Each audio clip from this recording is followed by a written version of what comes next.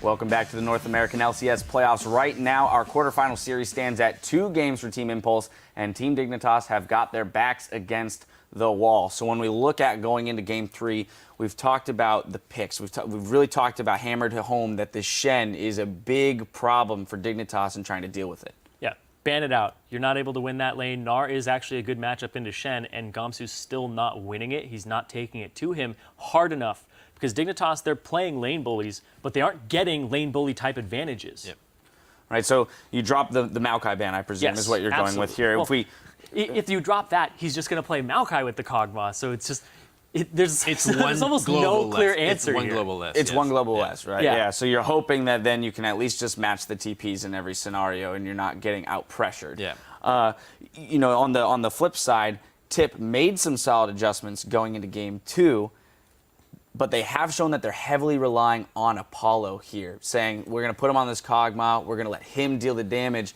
Do they shake it up, or is that the point of attack for Dignitas instead of at that Shen? I think a crucial thing that happened between all of these games is that in the second game there was no bans that nobody banned anything that was played against them in the previous game, which just shows a kind of a confidence that's like, yeah, we play what we like and we did not feel fazed by what you played. We're just going to do our thing.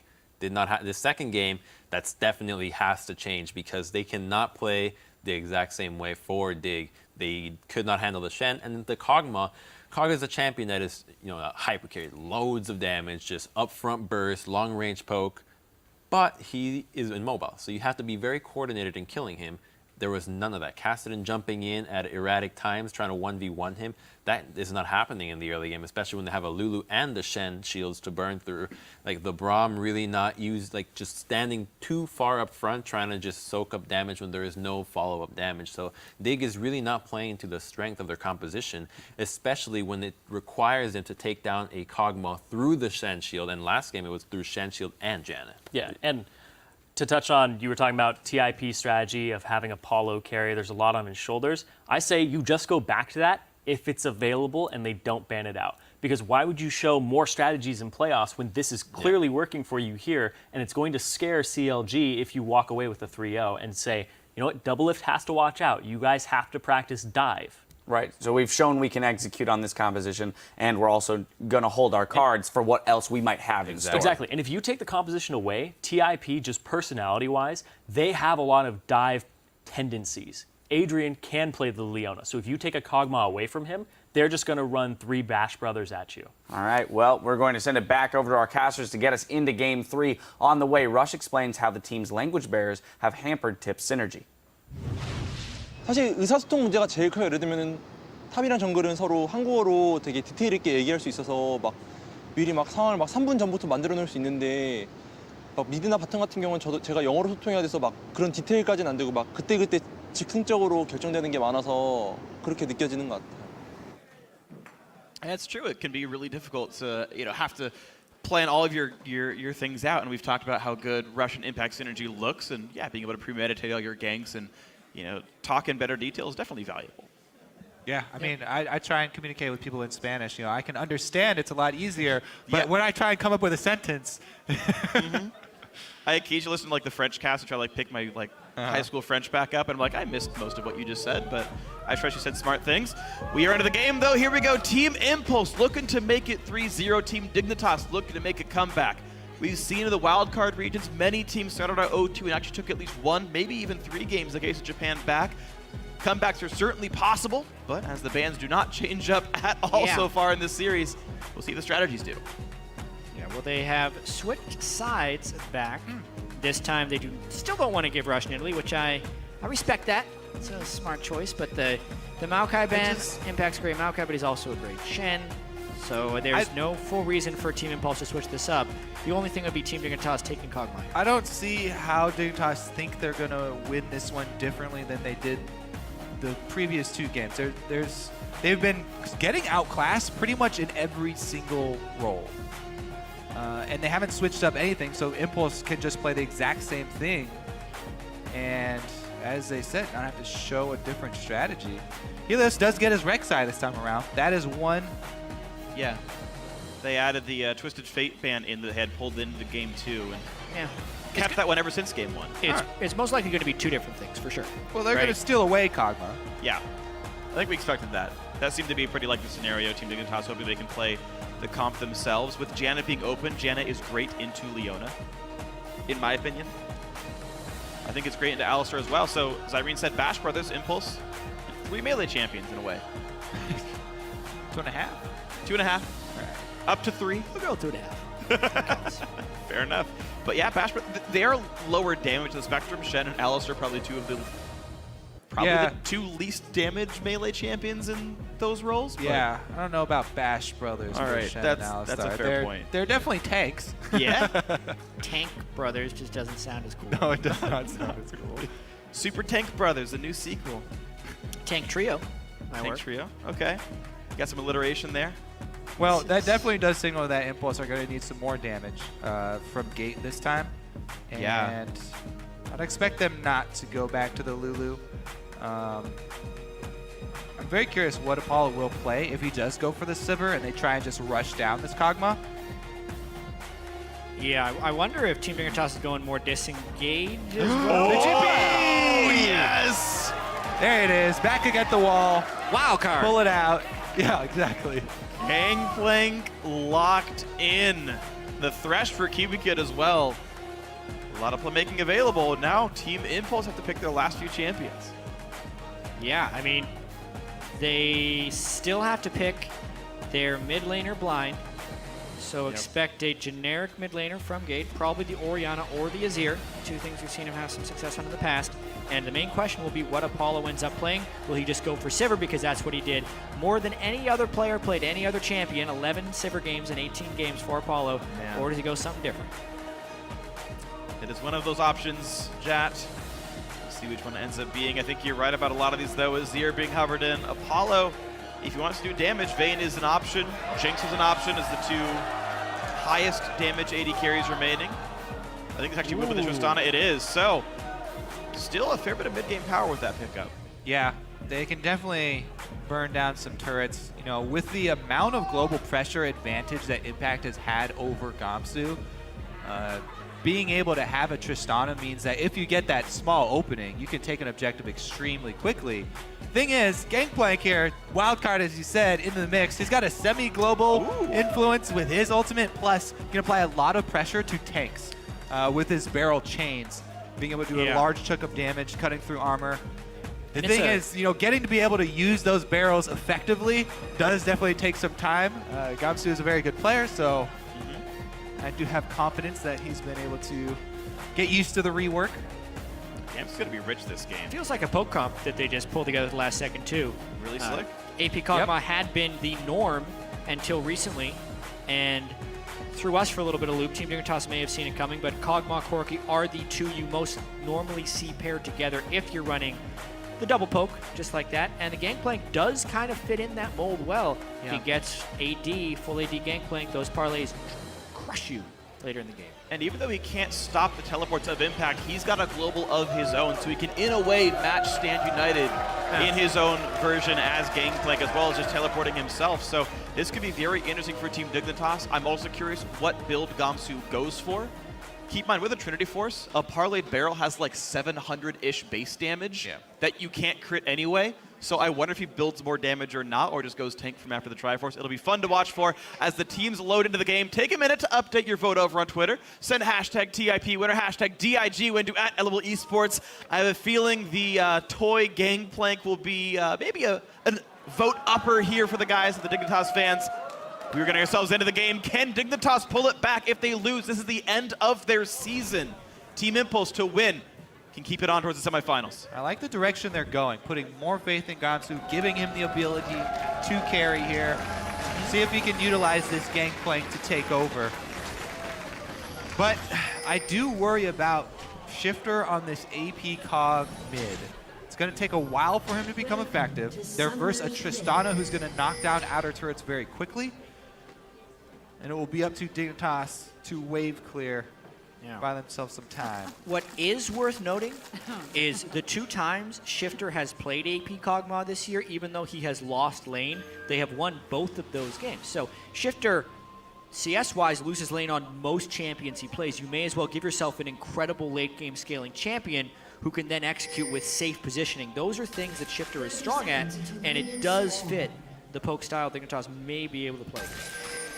Yeah, and just the way Kog'Maw even scales up, like if it's kind of a rumble mold where you just need that one item in level 11 and you're fine, and that's Shifter's not going to miss a bunch of XP. So I agree with you, Jad. I think the AP Cog can work very well. The poke comp could be quite strong. Yeah. The only real peel they have, though, be some Thresh movement here. I mean, Helios can try and play defensively with Rek'Sai, but the Alistar, Elise, Shen coming for you can be difficult to avoid. Yep. So No cleanse on Kog'Maw, going to make it hard. Luck. We might see Kiwi have to go Mikhails as a result. And here we get ourselves into the mix. Interesting, yeah, a barrel start for the Gangplank. Auto attack the monster, trigger the thing. Yeah, and we saw this last game as well. Helios actually smites the Krug from over the wall to get the every 6th hit stun in the jungle. Since Gamsu is tanking early for him anyway, it just speeds up both of the process pretty well. He gets the jungle buff he wants, helps his dual lane clear, doesn't take damage, and then will take even less damage later in the jungle because of the stun he gets from the Krug. That's pretty solid here. So pretty fast jungle. You can see that Gamsu and Helios have really practiced this, and they are well on their way. 3 camps already taken down as Team Impulse just starting theirs. So no, they're even up 3 well, camps I mean, apiece. in total, but Wolves are like still getting killed as these guys are like leaving the Well, place. the duo lane is just on the other side of the map. Oh for- yeah, you're right. I'm for Impulse. super dumb. Okay, I miscounted. Good call. Good correction. Don't be so hard on yourself, freak. No, I was wrong. Honest I mistake. deserve. Or was it a dishonest mistake? Maybe I was trolling you guys the whole So time. it does open up this weak side end for Dignitas up here. Adrian's getting in here. Is level 2 on the Alistar. Decent disruption available for him. And Helios going to try and solo as Gamsu runs to try and get lane experience. Oh, can you get a full reset on it? It's changed targets 2 times. One more reset and Do it it. would break, but just headbutt him again.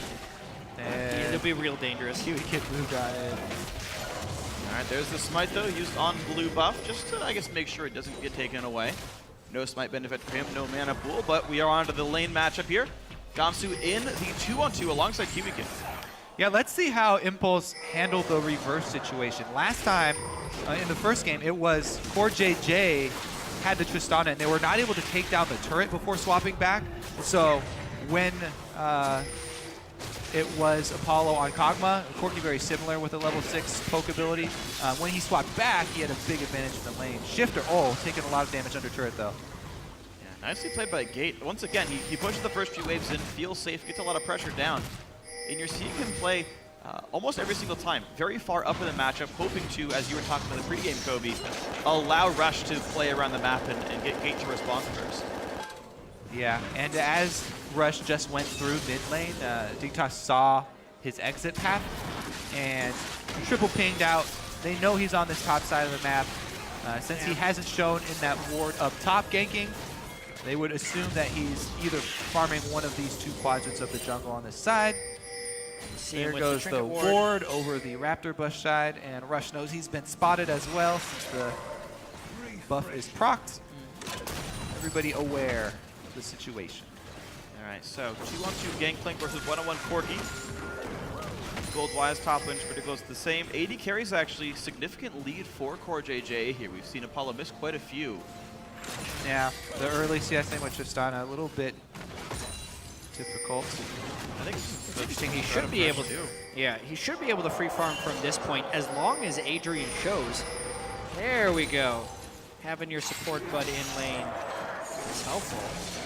Plays him backward. Kiwi Kid is not going to get him into turret range, so no surprises there. But Not he has too many been- barrel tricks. He has been 1v2 for a lot of this because Adrian was doing the jungle harassment. So it was almost as if Team Impulse was trading a little bit of farm on Apollo, which is surprising since he's been the main carry for them 2 games in a row, albeit on a different champion, for the farm on Rush. We'll see now if Rush can push his advantage on Elise as we approach the mid-game. Ooh, the hook lands, but the Pulverize is going to buy enough time for not a lot of follow-up damage. And actually, Kiwi Kid taking a fair chunk there. Multiple auto attacks on top of the explosive charge, and now onto the turret they go. still pre-7 minutes, so auto attack's not the most threatening thing right now. Char's going to be quite a bit more, though. Apollo wants to burn down this turret as quickly as possible. Even though Gamsu is a little bit behind, fairly even in gold with Impact here, he's getting a lot of extra gold just because he's gangplank and he's plundering from the minions with his parlay. 57 bonus so far. And especially since, as we just saw there, you can set off the barrel and get that bonus on every minion that dies through the barrel explosion. There will be a gold discrepancy, even though the numbers are very close. All right, here's the play. Hook's gonna land. They can't catch up Apollo. He's gonna blow up a barrel pretty soon. No, Apollo last hits it, and he knocks in Kiwi Kid. A lot of damage there. Shenalty popped. He jumps in on towards Gamsu. The taunt out of the turret, not gonna be enough damage, though. Yeah, he's gonna lose out on a lot top because Corky's been pressuring, and Shen has been at his turret this entire time. That was it's a very big That wave. is a huge wave. But can they shove him off the turret here? Like, it could be equalized if they can shove him out of experience range. Yeah, Team Impulse needs to make something positive happen here. I say it was kind of an unneeded teleport, but now he teleports back to get... He actually didn't get the wave. The wave was pretty much dead to the turret already, and they haven't yet secured the turret on the bottom side. They And he didn't lose buy. him out minorly on these trades. It's not done yet here. Rush comes in to finish the job. This turret very low. Good defensive ward there from Gamsu. Does see it. No summoners on Kiwi Kid, but a heal. That's not the AD carry. No heal. He's done. Kiwi Kid, one hit to go. There's the repel. There's the auto attack. First blood for Rush. And the turret now. Look out, down. Gamsu. Look out. They don't actually finish the turret up. They're just going to go towards him. Head up pulverized orange is used, but it's not going to be K. Gangplank going down. Apollo. Impact's getting dove on the other side. Oh my gosh, but it's not really enough. Koryu can't do enough damage. He loses a lot of health in that one. Doesn't have flash, though. Oh, and Rek'Sai shooting him from below. But Helios is low as well. A failed dive by Team Dignitas, outplayed by Impact, it seems. And the Shen should be totally fine here. So a very long series of events. Team Impulse comes out way ahead. Way ahead. But that's mainly with some outplays on all opposite sides. Impact going back and forth, lending a hand everywhere and not getting significantly punished. Meanwhile, all the help he gave bottom gives him a turret and 2 kills. Elise is just so much better than Rek'Sai in these turret diving scenarios. Helios not able to make it happen, ended up on the wrong side of the turret as well. Meanwhile, Rush was able to not only get the kill, but also allow the extra kill onto Gamsu. Yeah, here is Helios. See, he can't stay in there. Not only is he melee, but... Cord just stopped attacking. Helios was tanking the turret, and Cord didn't hit him. Oh my god. And then he taunts it afterwards. Huge misplay. That's what you don't want to have happen when you're 1 game from elimination. That's the thing that can put you over the edge mentally and just have you collapse. They're already down 2,500 gold now against a team who's already beaten them twice. That one hurts. The champions are not an excuse for that play. That was just rough. Helios did the smite, knock up, didn't even swing for an auto attack. Maybe he was afraid of a taunt, but I think it was down at that time. And yeah, Core JJ really just had to hit him. Yep. And it was the kill. Block out the guy and he goes down. Right click. All right, life is okay then for Team Impulse. 2,000 gold lead for them. Mid lane pressured pretty heavily. 7 minion lead for Gate. About what you expect for a Cogba lane here. The rest of the team able to keep playing aggressively. Bottom lane, outer turret's dead, so the whole team roams up here. 4 men on top of the blue buff to deny them Shifter. 2-man knock if they really want this fight. A fire back on the Adrian who pops zone ulti. Spite takes away the blue buff, and now the battle push is on. Kiwi can gonna get dropped out. Gate gets the kill here. All 5 members in the bottom lane, Team Impulse, making it happen. Even though Impact Shen is 0-0-1, he's had an impact on every single facet of this game. Setting up the kills bottom, Gamsu's there, it's a 5v4, it allows them to steal blue buff, force another kill, and get a dragon. This is turning into a very large Impulse advantage. Definitely is, Jat. 200 health, there's the Q from Release, there's the pickup here. 2,500 gold, Dragon number 1, feels pretty good for all the Team Impulse players here. 1 game to go to meet CLG in the semifinals. 3-0 start could feel quite nice. Watch that fight one more time. Yeah, so this is the benefits of Alistar Ultimate. He's free to go on the front lines. Pops his ult right after he gets his combo off. That bought enough time for them to take the blue. Shen teleport does come in as well. Not even necessary. Kiwi Kid going down, and Impulse on their way to closing this out, heading to the semifinals. already in their sights, and they have not had to show much. Really Completely haven't. ignoring Sivir the entire time. Yeah. Just repeat pickups of Shen and Elise. Gate has definitely showed up. No ultimate for Adrian, though. That's trouble. Takes a whole bunch of damage. One hit away from dead. There's a push on it. Oh, no! Oh, big one! Barely gets the rocket out in time. Exhaust or not. No trade kill available. Nice pickup for Dignitas, showing signs of life. Yeah, Helios ganking the right lane here. If someone's going to have a mid-game snowball, it's going to be Core JJ. He has a CS Wow, and what a level good juke advantage. right there. I think a Spiderling tanked the Was it anyway? point blank right in front of his face? Yeah, because I didn't see the hook go anywhere. Yeah. Noble effort. Noble effort. Flashing into the cocoon. Yeah, but honestly, Core JJ is going to be the one that has to take him back in the mid-game here. He's going to have a pretty big advantage on Apollo, who's gone Avarice Blade on Trist, especially if he gets Trinity Force with his level advantage. Yeah. And they really, really need that because every other lane is flailing right now. See if they can salvage this one. Level 8 Gangplank kill trying to scale up is going, of course, for Trinity Force. I think you need Sheen and level 9 to one-shot Cassius, but when that happens, you get a whole lot of gold income from minion waves. And that could be Gamsu really opening this up. It'll be hard for Impact to deny barrels, and you can really have a huge push lead in the Gangplank matchup coming mid-game. And we'll see if the texture of the game changes because of that. It's just, when you're facing a front line like Shen and Alistar as the Gangplank, it's fairly difficult to set up the barrel chain for the teamfight scenario. Yeah, it moves a lot. So we'll see how he executes, but yes, he will have a good income as far as the mid-game is concerned, plundering away versus Shen, but see if he's able to translate it into teamfight effectiveness. Azir soldiers do count as attacks on barrels. If you summon two Yeah. soldiers, you can kill it from outside of parlay range because you can hit it at 2 HP. So Gate actually has some interesting gameplay around the barrels to completely deny them. It's a minor point. Yeah, the other thing is you got to get used to shooting your parlay as it's ticking down. There is travel time there that a melee champion can kill the barrel before you. A couple of nuances. Yeah.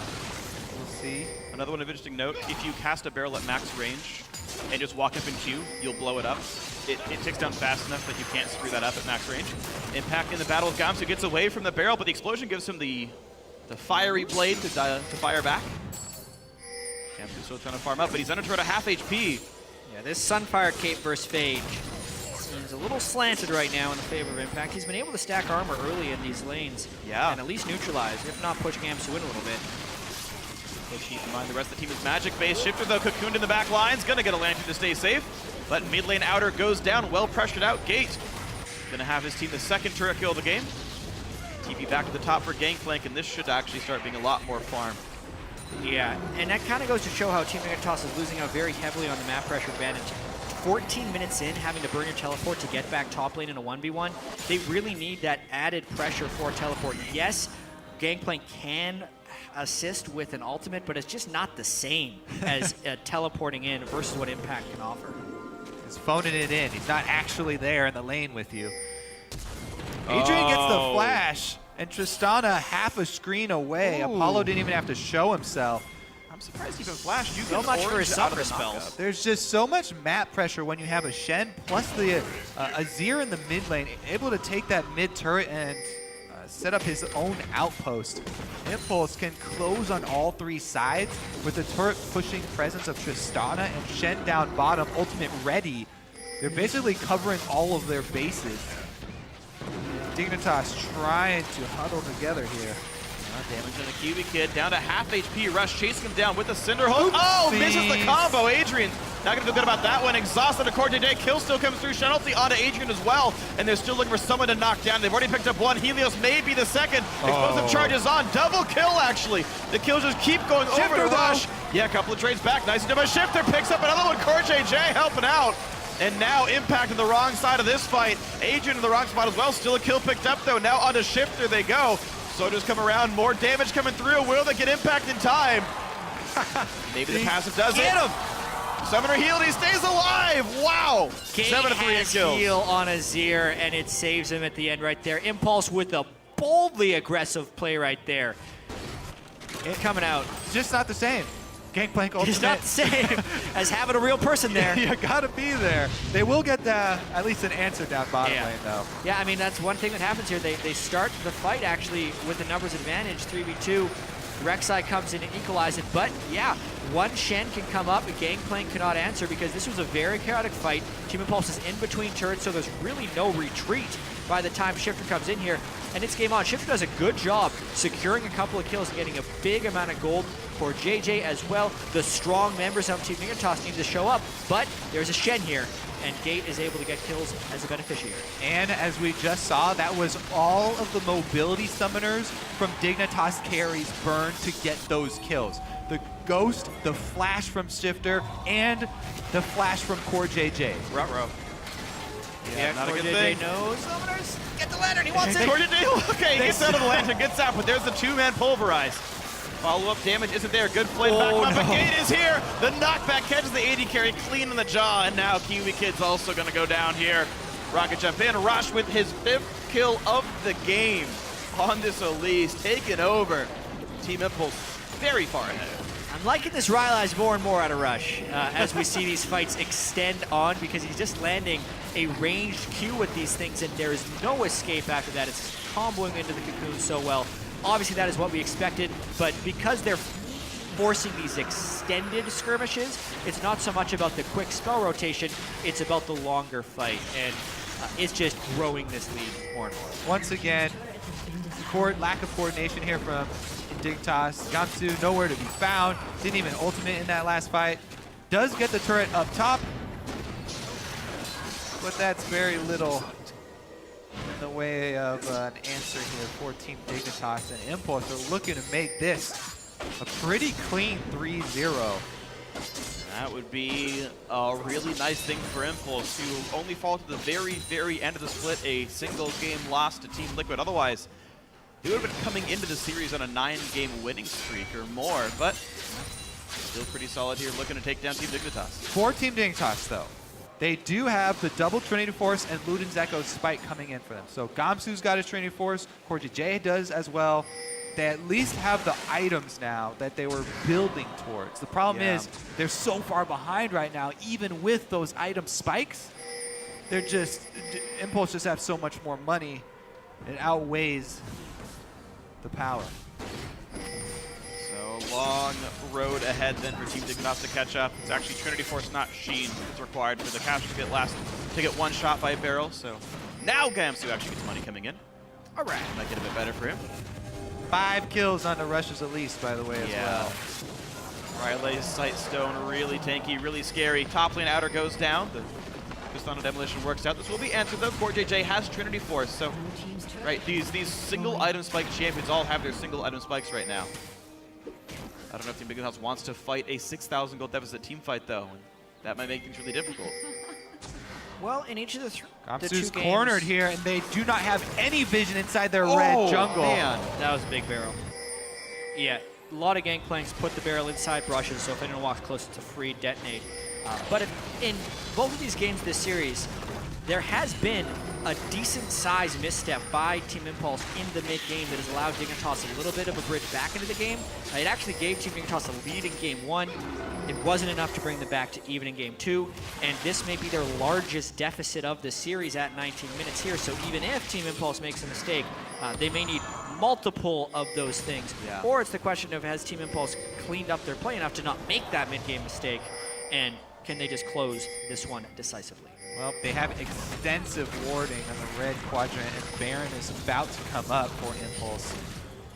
They've already headed over to the area as well. Will they go for a bait or try and kill it on spawn on 20 minutes here? Looks like they are going to try and kill it on 20 minutes. Comes up and goes down. Shifter going to try and check with his ultimate, but the rest of Team Dignitas lagging behind. Rek'Sai and Thresh for bot lane. Shifter defends. Dead. There it is. Wow. Took 16 seconds. Baron Nashor's gone. Team Impulse so far ahead now. Nashor's tooth used against him. Gate able to burn him down. The ultimate revenge. Yeah, Azir, one of the best Baron killers in the game, especially having Nashor's for that extra DPS. Multiple soldiers hit. Emphasis on the D.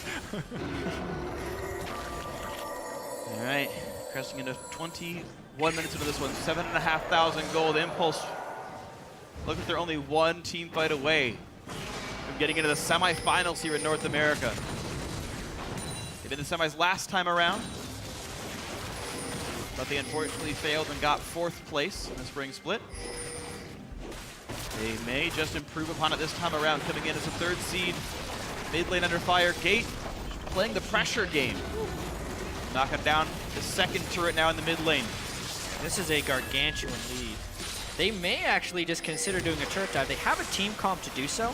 Having Alistair, probably the best guy if you ever want to dive an inhibitor turret. You don't even need a whole comp. Just, you got Alistar? Check. We can do turret. Those turrets have 85% armor penetration, so the only way you can actually tank it is with straight damage reduction or just a boatload of health like a Mundo. Alistair's pretty much the best at it, but they're not even having to dive right now. Gangplank still split pushing.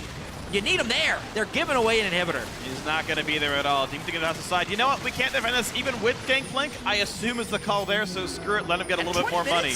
I don't know, but that was the choice made right here. Yep. And now bottom lane easily under fire. Impact did teleport to get himself back to the left-hand side. Of course, he's got the ulti still to defend his team. And bot lane tier 2 goes down. Impulse with their 6th turret kill here. They're getting some farm onto Gamsu. He's going towards what looks like Maoka Mortius. The farm is not enough. It's just the base falling over and over and over again. Impulse getting farther ahead. Maybe the dive here. I mean, they don't have to dive if they can just sit down. What? Yeah, what even stops them there? Okay, Gangplank ulti buys some time. They got Adrian's ultimate out and hooked him back in. They do hook him in, but there's a flash. Oh, God. Kiwi Kid's already dead. Exhaust in the back line to get one kill back, though. Shifter picks one up, but Helios pretty low on this one. One more hit will do it. Double kill for Gate. Now rushing the wrong side. Flashes. Dodges the rocket. Oh my God, they caught Shifter, and they take him down. Now, can he get much more? CoreJJ wants in. He gets a lot of kills picked up, actually. It's a 4-for-3 and advantage to Team Dignitas. Because the Alistar ultimate started so early, it ran off while it was in turret range, and it killed him off before Impact was able to arrive at the fight. This is the one time Dignitas had a numbers advantage in the entire game. They do get the cleanup of kills, though. Thing is, even with the numbers advantage, Team Impulse didn't have to dive into the base. This is the 10K gold advantage greed. You get a little bit of money, you just want more. So, Gate, I want to watch him in this fight. He's going for it. So yes, as you mentioned, Adrian, damage reduction runs out. That's the reason Shen wasn't able to shield him enough there. And Rush just, he's up. He's thinking about it. He's in. But there's no retreat here. Gate, it bounced so far because it pushed him up against the wall. It had to push him to the other side of the wall, which is actually too far. It put Shifter in position to do more damage. They couldn't follow up. It caused Rush to miss his cocoon as well. And Rush jeez. takes a lot of damage on it. All right. Hilarious series of events, but in the end, Impulse still with a massive lead and control over the entire map. This dragon should be number 3 for them, no questions asked. Wildman inhibitor third at about 1/3 health.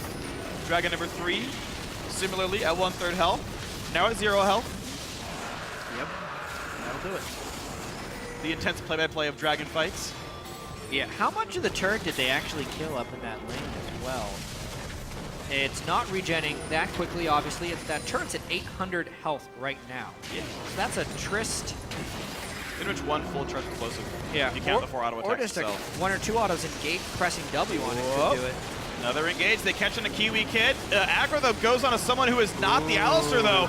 They nearly pick up Impact, who pops his ulti, but can't save the Tristana.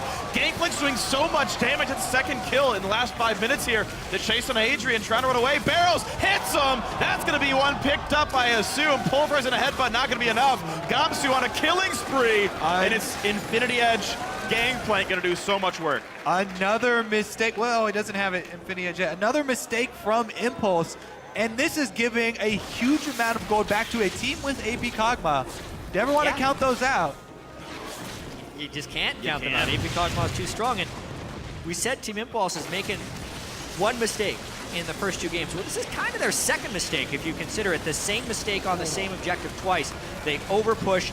Turret aggro is improperly traded. Apollo takes a bunch of damage right there from Gangplank.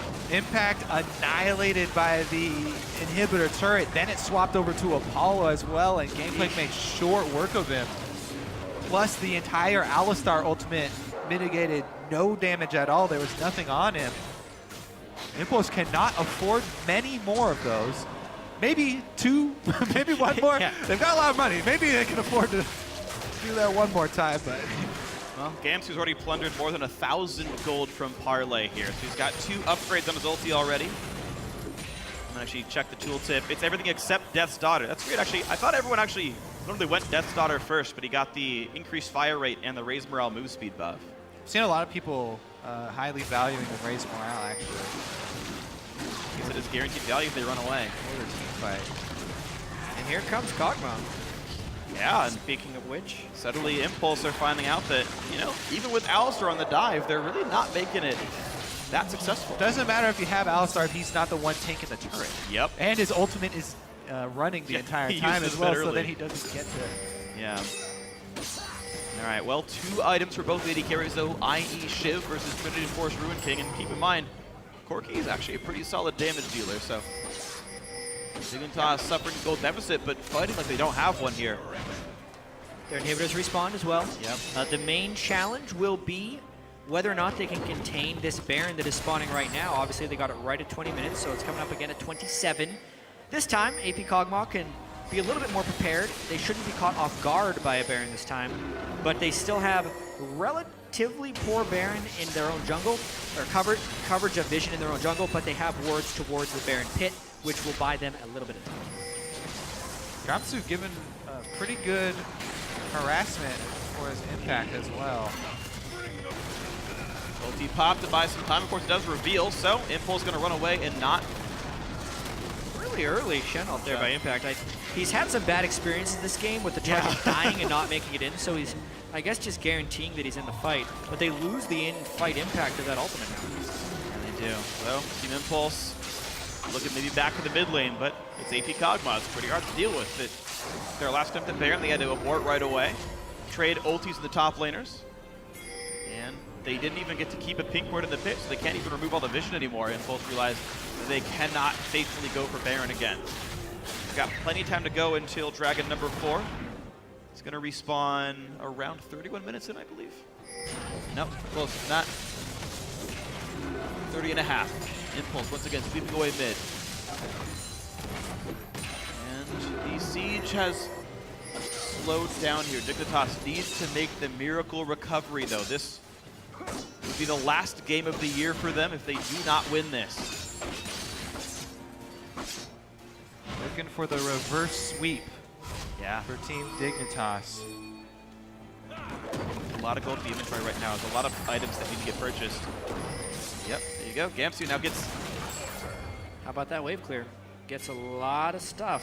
Yeah. The funny thing is that Gangplank's income ramps up so quickly in the mid game that once he gets these 2 items, he quickly gets to a full build.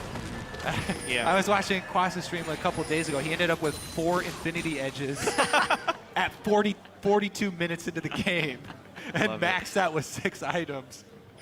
Didn't know what else to build, so he just kept buying them. That's The coolest thing is you actually build just raw attack damage on him.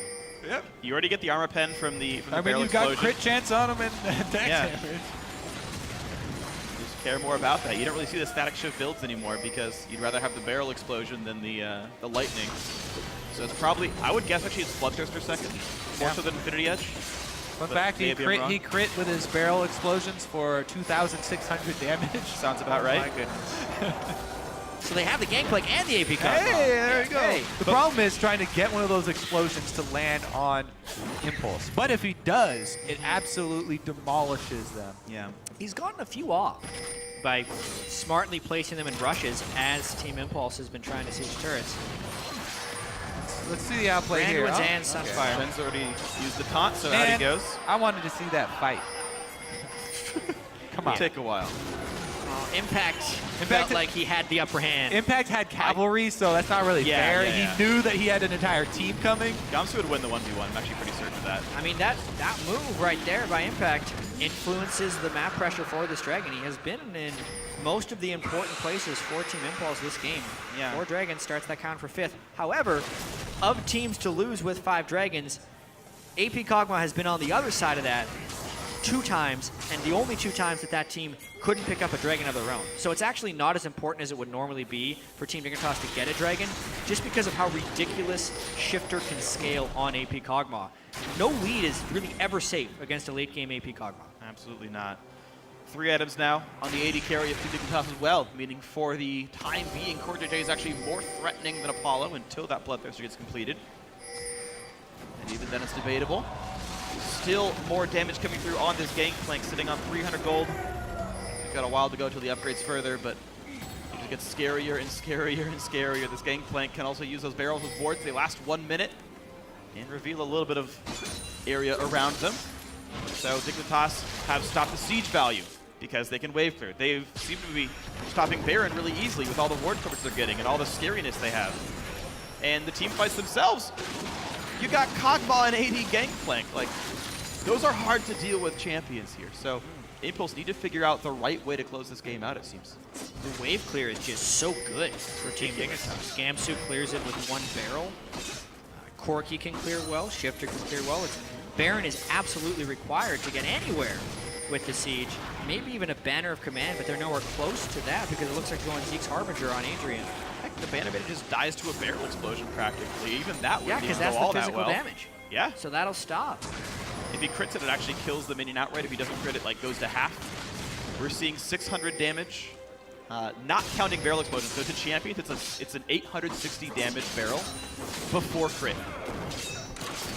Oh, nicely timed by Impact. Set up 2. There it is. 488 with all his armor, with everything else. 218 armor. And I believe that wasn't a crit because the minions are for 600. Yeah, wait till he gets 4 Infinity Edge. Yeah! Hey man, this is the tons of damage build. You have my 2 favorite items. Trinity Force and Infinity Edge. I couldn't be happier. Alright, Bunny Fufu. Gonna hold you to that. It better be Cottontail. Impact doing a really good job of last hitting those barrels away.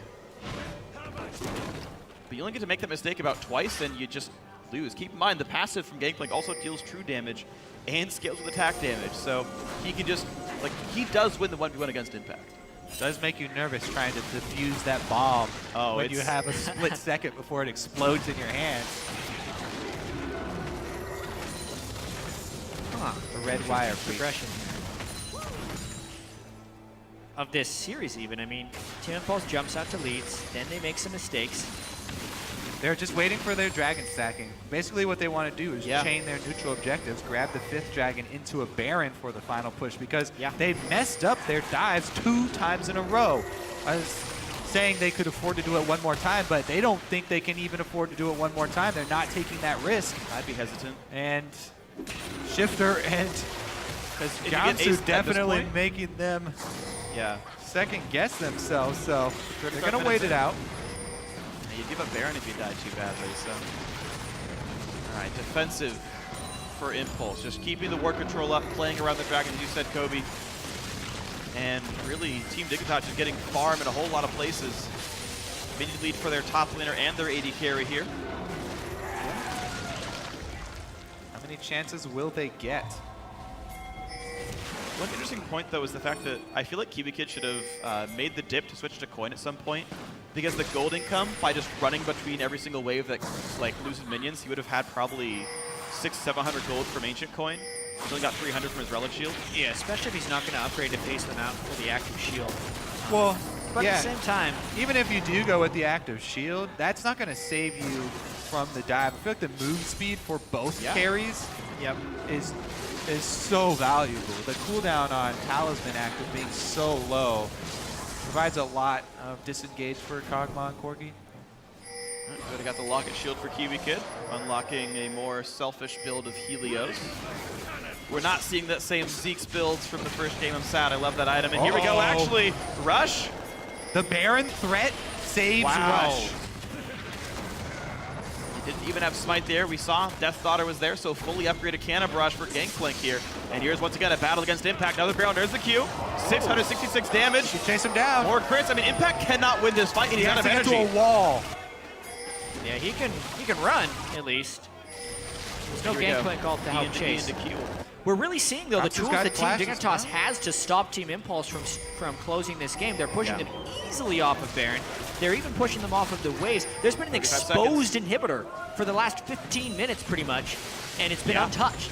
This is huge for Team Dignitas, being able to clear out the true site in Baron Pit and finally establish They could some rush it of their right now own if they commit. hordes. Oh, and they're gonna go for this one. Blade of the Ruin King is up, plus Crit Plank is here, so this is gonna be a lot of damage. Impact teleports in. A knockup actually onto some pretty important people.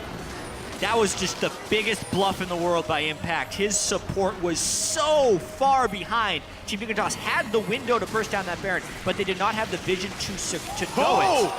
Flashlight catches Rush, but he has nowhere to jump. He's gonna go right back down, slow in the box. The catch onto Gate! Gate knocks him in. He flashes out. He stays safe. Impact burns the TP, burns the ulti rather. Into the front line they go, and they've picked off Shifter. They've picked off Gamsu. Two of the biggest carry threats are gone. Quarterfinal the third is down. That might be the game. Unbelievable right there. Team Dignitas holds out so well, but it's a fight that they picked yet again that could be their undoing. The double summoner spending there from Gate, getting himself out, and the re-engage from Adrian. Team Impulse looks like they will be able to close out the third game. Not That's so all. cleanly, though. Not so cleanly, but it was all Impulse wanted, just a fight of 5v5 on open ground. No turrets to defend you this time around, and the battle works out. A 3-for-0 to end it. That's gonna be the game.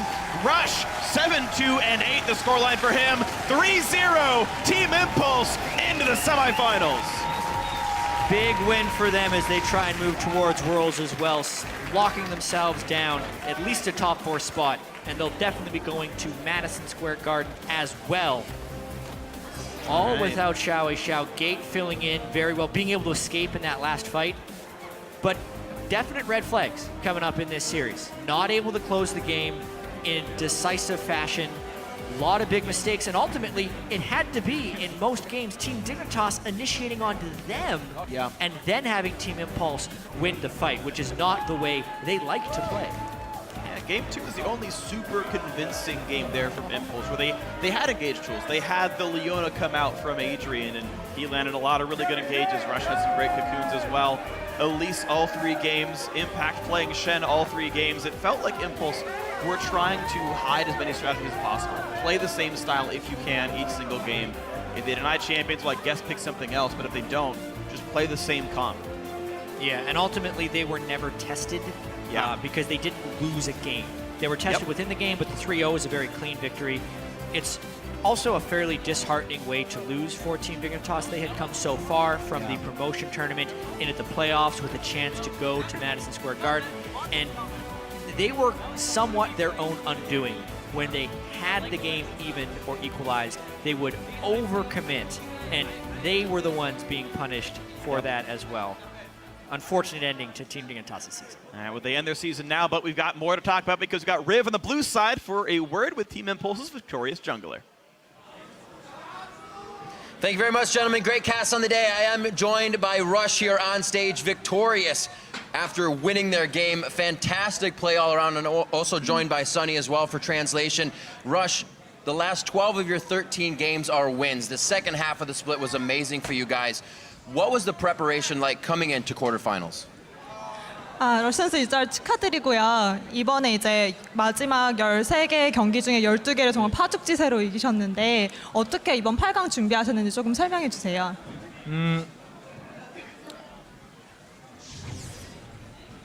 사실 준비할 때 이번 패치 사실 룬글레이브가 엄청 핫했잖아요. 그래서 룬글레이브 챔피언 위주로 많이 연습했어요. 왜냐면 저번 플레이오프 때 제가 제뿔과인 메타를 많이 못 따라가서 고생했었는데 이번에는 룬글레이브를 살 수 있는 챔피언 위주로 연습을 했어요. 그 저번 때 있었던 아이템이 뭐예요? 저번에 플레이오프 했을 때 신더럴크가 약간 제가 잘 못 써서 네. So Runeglaive items were generally really hot this meta. So I prepared a lot of champions that could use Runeglaive items. Last split I couldn't really use champions that took advantage of the Cinderhulk buff, but this split I was able to do that. Well, you did it fantastically. Everyone saw that was your kind of weak point, but you played those champions very well this split.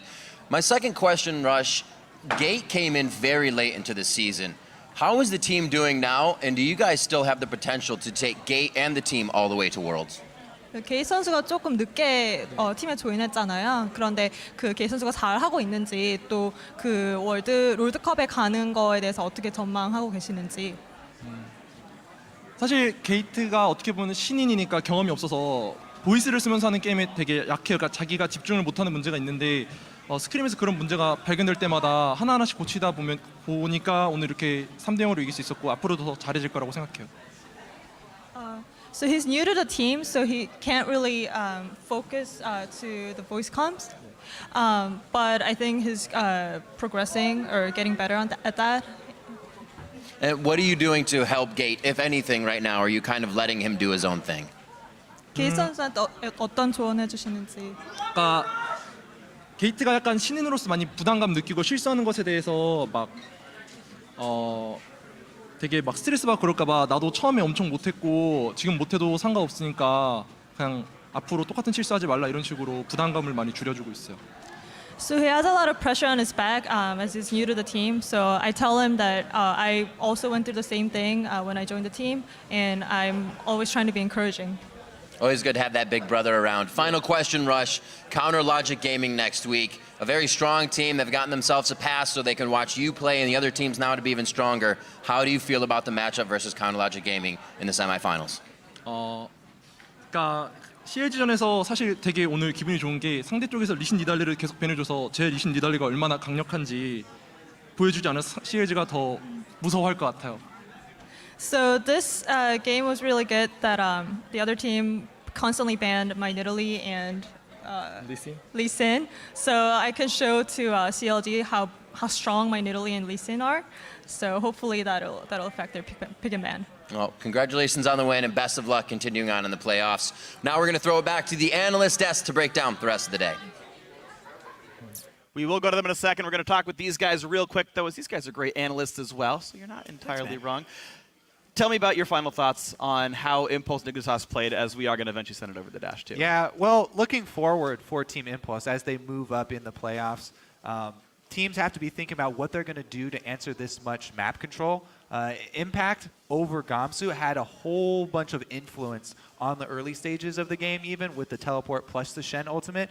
I'm very curious to see what Zion will run into this Shen, because he can run Olaf straight into the Shen, and I feel like he'll be able to keep up the pressure there and take away a lot of the cross-map plays that Impulse were going for, and force Impulse into more diverse strategies, so they have to show more than they've showed here today. Yeah, and even though these games were close within the game, Team Impulse really never had to adapt to anything. So the amount of scouting that COG can get on them is very minimal. It excites me for that series, because even going back to the spring, when we're saying can Rush adapt to this new meta, it looked like he could. In the quarterfinal matchup, he crushed with Cinderhulk Rek'Sai and Cinderhulk Vi. We're thinking everything was golden. Then they collapsed in the semifinals. So they also have to prove to themselves when they get challenged.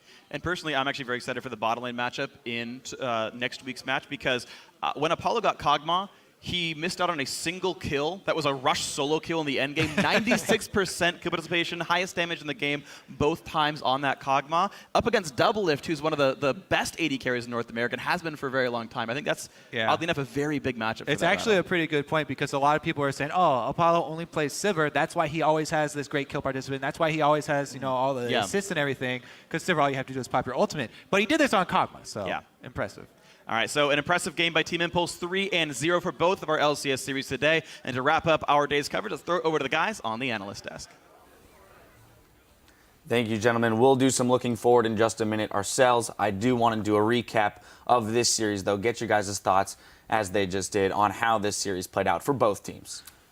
Well, I feel like it was just mostly pure pressure of the bot lane. Leave top alone, leave mid alone, and just sit bot lane with your Shen pressure, and Dig had no answers to it. 3 games in a row, Shen just constantly TPing bot lane, ulting bot lane, goes back to lane, does the exact same thing, and is unpunished. Even in the very late game, Gangplank cannot punish the Shen, he just runs away. Yeah, it was pretty much the same as games 1 and 2. They just seemed paralyzed, like they weren't doing anything. They were slowly just losing the game, rolling over. They tried some things. Well, they but did adjust, so that's the thing. Yeah. It's not that they didn't try anything. No, they brought out the Gangplank. They went with the AP Gangplank. I like the Gangplank. Yeah, they brought out the AP Kog'Maw mid, taking that away, trying to go late. Unfortunately, the lead was just too big. It's still the Shen is just stopping you from making any aggressive moves in the bot lane, and they're not going towards the Shen. But even if they did, Rush has such great synergy with Impact that he can call if he thinks somebody's up there, and he'd be out there in an instant. So it was really just testing parts of Dignitas's composition and their players, and they just didn't seem up to the task all 3 games. All right, well, we'll look forward to that CLG series in just a moment. There was one man that stood out from today's action and grabbed our Player of the Series honors from Team Impulse's top lane. It's Impact. Now, he showed up on Shen, and regardless of the lane matchup, continued to be a global presence and created opportunities for his team everywhere. I mean, there's not much to say. This is how you play Shen. Instead of using the ultimate defensively, which I don't think he really did many times. Like, I'm sure he did it a couple times because 3 games of Shen. There's like a lost team most fight. of the ults were just used for somebody to go into somewhere. Like, okay, dive. Like, set the play on the bot lane. Shen just goes in constantly. And you were mentioning during game the fact that every single one of his ults netted a positive in some way, whether it ended up just being a turret take, a kill, whatever it was. They were always like proactive ults that the team was using to gain advantages. And I think it's just a testament to how practiced the Shen is, because we saw him lane into the Nara twice, and Gamsu did misplay it here and there, but he played the Shen lanes very well, whether it was against Gangplank, Tristana, Corki, Nara. He was laning excellently in all of those games, and Shen's laning phase is his weakest part, and he bypassed it excellently. Yep, exactly. Able to lane against the AD carries, almost killed Lucian at one point, forced a flash by himself. And the way that he's able to keep his cooldowns, know that I'm going to go top with this, and I'm going to come back with the TP because the lane will be pushed right at the time that we're done with this fight. So just really good presence of mind all across the map and awareness there on his Shen. And that's something you should be banning in the future. Well, I was going to say, funnily enough, though, the threat of his Maokai was enough to keep the Shen on the table, right? So that's when you talk about looking forward with that Lee Sin, Nidalee ban and the Maokai, like, you got to be, who are you giving up, right, to let that Shen onto the ban list? Yeah, I feel more comfortable playing different things, more variant things into a Maokai than I do a Shen. Okay. Just because Shen gets advantages from going to other lanes, and he can do it more frequently. Right. Well, we'll see if other teams decide to switch it up when it comes to playing against that Shen. We're going to pull up the bracket and see how it's filling out. Team Impulse have secured their spot in the semifinal and will face off against number 2 seed Counterlogic Gaming next week. That means that Team Dignitas's postseason is over, and they have lost their shot at Worlds for this year. Tomorrow, we'll be able to add the results of our second quarterfinal, 4th seed Gravity versus the defending champions, TSM. That coverage will begin immediately following the conclusion of the European quarterfinal series between Unicorns of Love and Roccat. That gets underway at 8 a.m. Pacific, 5 p.m. Central European summertime. Now, I do want to take a moment to look ahead to those series. Both the one tomorrow here in NA, which is between Gravity and TSM. Let's start there. Do we think Gravity, as they dropped from that first place slot to 4th rather drastically there at the end of the split, are they going to show up and give TSM a run for their money? Yes. I think so. I don't know. Granted, they did fall off towards the end quite hard, but I do think that's maybe a little bit of the winning fumes getting to their head and getting a little cocky on there. But they have enough time to prepare and realize that they got to go back to what they were doing in the middle of the split. They're playing pretty well with the vision control. The Sightstone Nidalee, quite liked it. Sightstone Nidalee. And TSM was struggling as well a lot. So I think that if both teams try to get back to the form that they had achieved in this split, Gravity was at a higher form. All right, so returning back to form, Gravity nets higher. I feel, though, that TSM has been preparing a lot for this matchup. They're actually just taking a good hard look at Gravity. Think of the times that they've matched up against each other. Keen played an Urgot in the mid. Bjergsen immediately picks it up in solo queue, not just knowing how to play against it, but play it himself. Then next time he plays the Urgot, he goes 0-9 against him. So Bjergsen comes out in the better. Then a Jarvan gets played into his AP Ezreal. Now Bjergsen is spamming Jarvan in solo queue, learning how to play that champion and play against it. And I feel like the edge that Gravity has had in the mid lane, the one where they're saying, oh, he has this counter pick where Keen can get the advantage on you there, they're not even going to get it in Champion Select because they are blue side 4 times, I believe. So TSM... 3 times.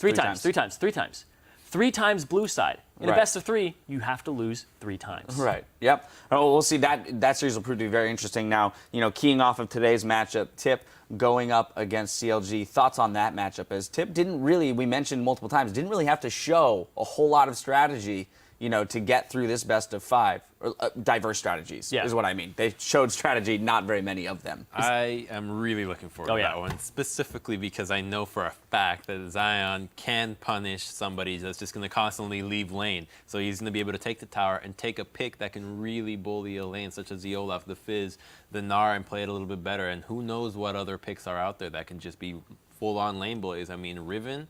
We know he can play Riven. Is he going to pull it out Still waiting on somewhere? that one. Waiting on that one. One day. Come on, Zion. Or more Gangplank. Yeah, oh my or God. Gangplank. But also, it's going to be CLG. Do they have to show a new strategy? Because they've just been plugging and playing different champions that do the same thing. So over time, I want to see how that series develops, because there's going to be a meta inside that series. I assume Shen will be contested at some point, and then who has the counter to who. So that red side, blue side is really going to mean a lot in that series. Yeah, a lot of excitement still to come, to be sure. Now, as promised earlier in the show, we're going to put Zyrene in the hot seat to field some of your questions, and we've got a couple of doozies. I hope you brought your A game. You ready? I hope so. You look terrified. All right, our first comes from Seizure Puppy. I have 2 weddings to attend this weekend. Can you give me some tips on how to light up the dance floor? 2 weddings. First off, congratulations to both of your friends. But so when it comes to dancing, I don't know a whole lot about it. I actually just kind of flail around and find the least awkward feeling sensation. Okay. But I know that you should move your feet, move your hips, and move your shoulders and arms. Get this all moving. So move your body. You should move. But that's the thing, is a lot of people stay stiff and they don't move things. Okay. So people are like, that guy can move. Yes, because you are in fact moving. So do that. Do not stand still. Do not pin your arms against your sides. That's the worst thing in the world to do.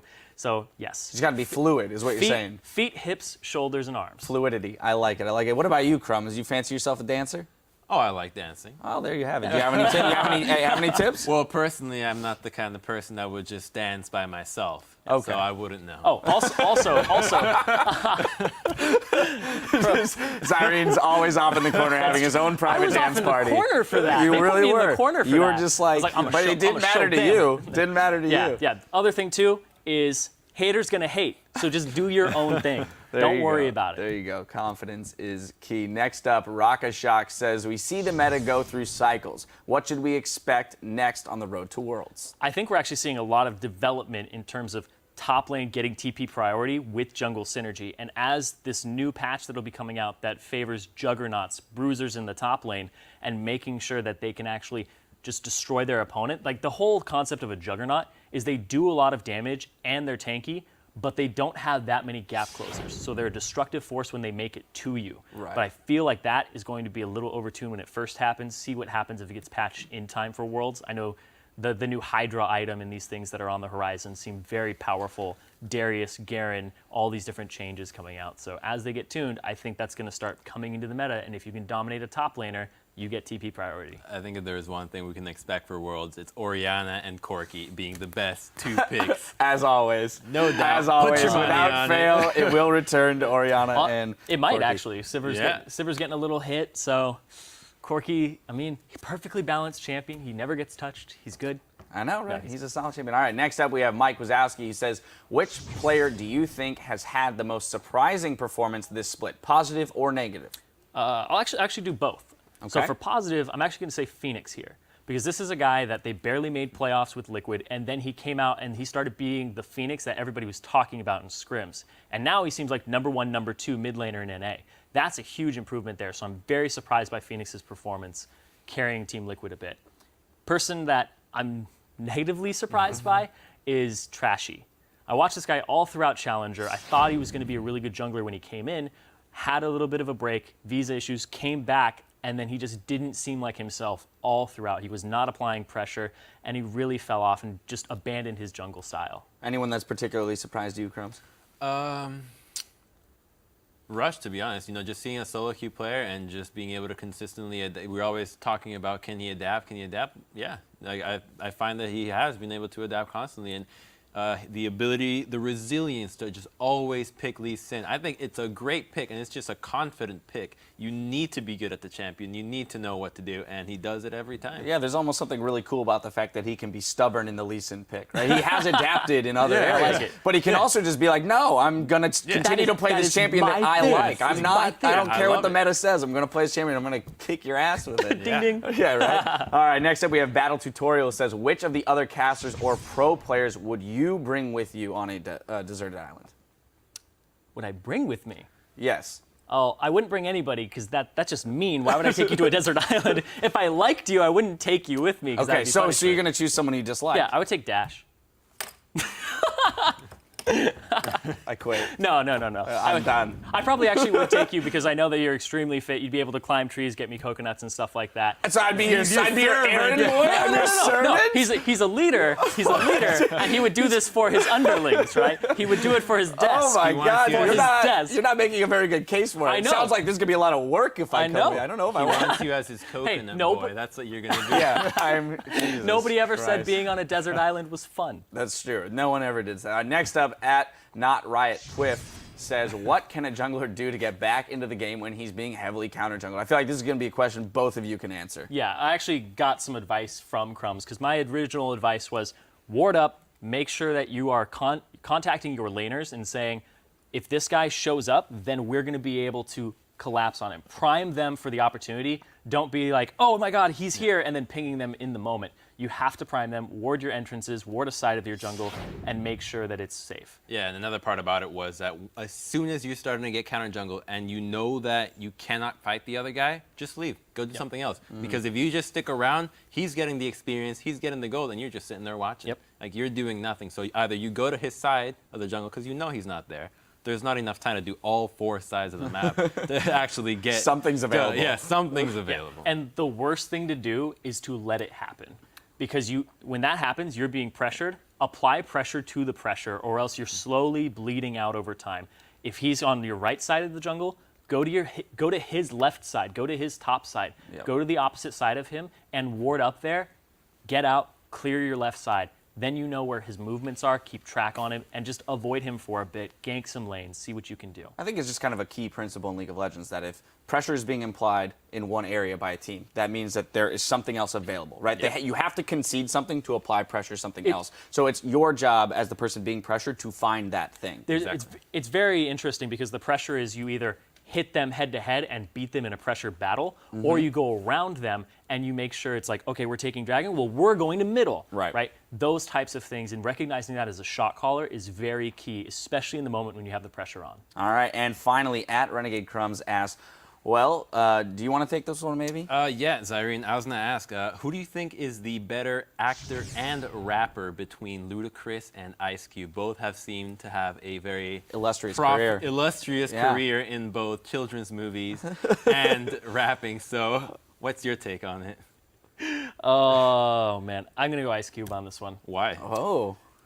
Because I know him more. Like, I know Ludacris You're friends with the Ice Well, Cube? you know him from his... he's in my freezer. You know, I use ice cubes all the time. No, I'm more familiar with Ice Cube than I am Ludacris. Okay. Unfortunately, I'm not a big rap fan, so I can't answer this question with great expertise in that.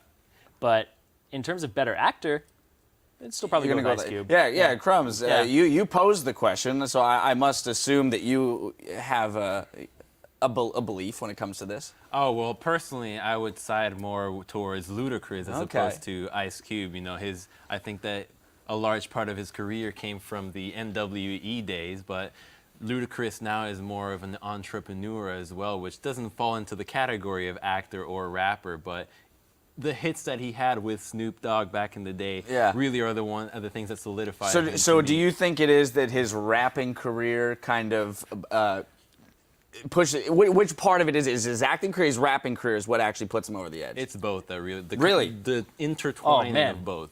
I like it. Okay. Well, we're getting into the weeds with that one. Thank you, both of you, for taking the time to answer these questions. You know, that is going to do it for our show today. We, of course, want to thank you, Crumbs, for joining us on the analyst desk and sharing all of your insight. Special thanks from Riv for filling in for him. Yeah, special thanks for Riv. Riv was a little terrified that he was going to have to be on the desk all day. Now for myself the casters, and the entire live broadcast crew. Thank you for watching, and we'll see you tomorrow.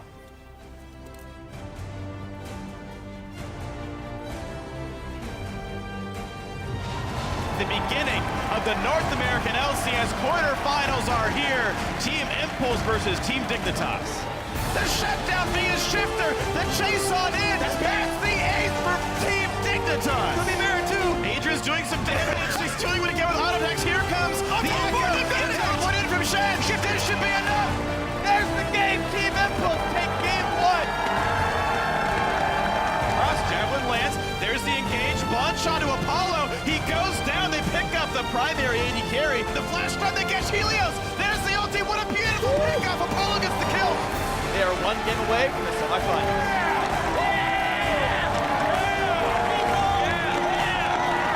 Can Dignitas pull it back if they lose? This is the end of their season. The kills just keep going. Shifter rush.